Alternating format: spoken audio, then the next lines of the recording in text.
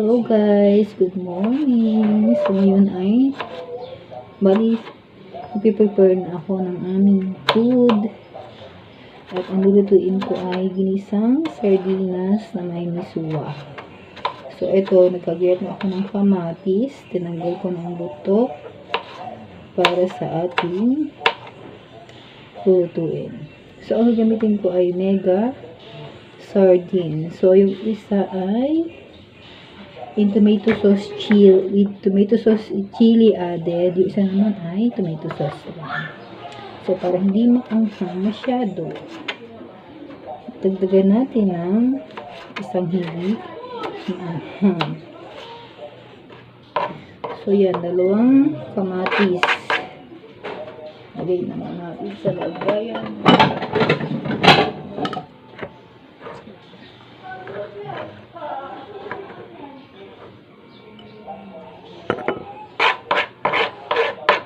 Na siya. Ngayon naman ay ang ating sibuyas.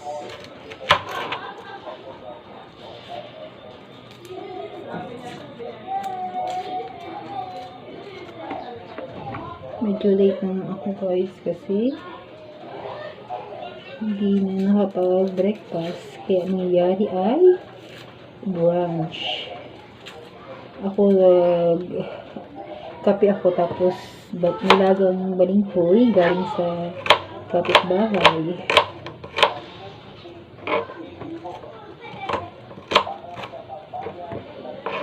Grabe no, hindi talaga makapamalengke, hindi makapag-grocery dito na lang sa loob ng bahay. Buti na lang mayroon ditong mini store kung saan doon kami nag-grocery.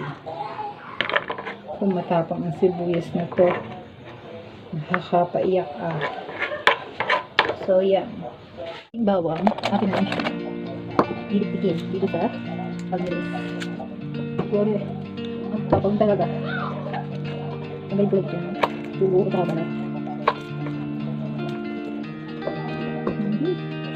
Hindi ko meron mga dun ay dumalat kasi ito guys, para tuloy siya. Kaya, dilipitin ko na siya ito. Ito makapasang.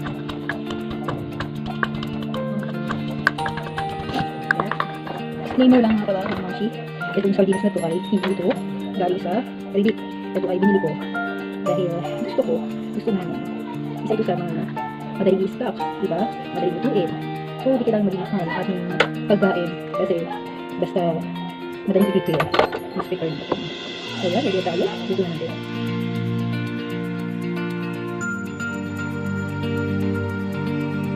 So yan, habang tigis ako sardinas, ipito din ako ng Shanghai. Tinatira namin.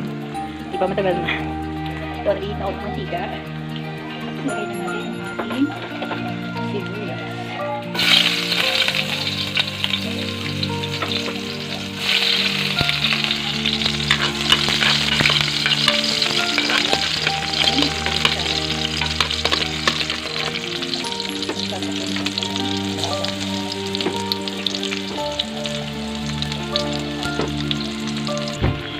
Pito na yung ating Shanghai.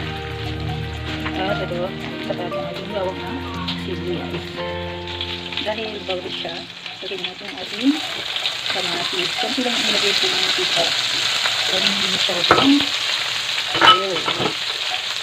At piliin ang ating lumpia.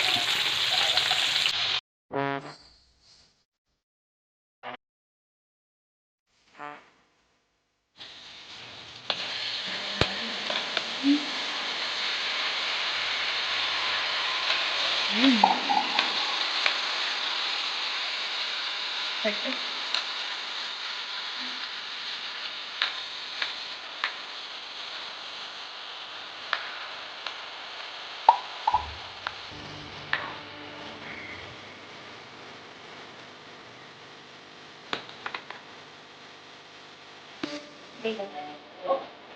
Yan.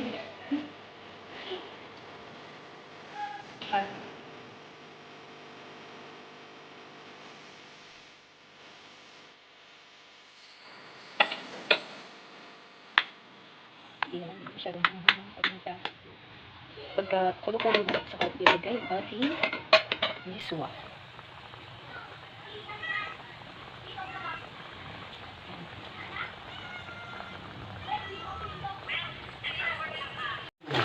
Diyan, dahil kulong-kulo na, lagay na natin yung ating miswa.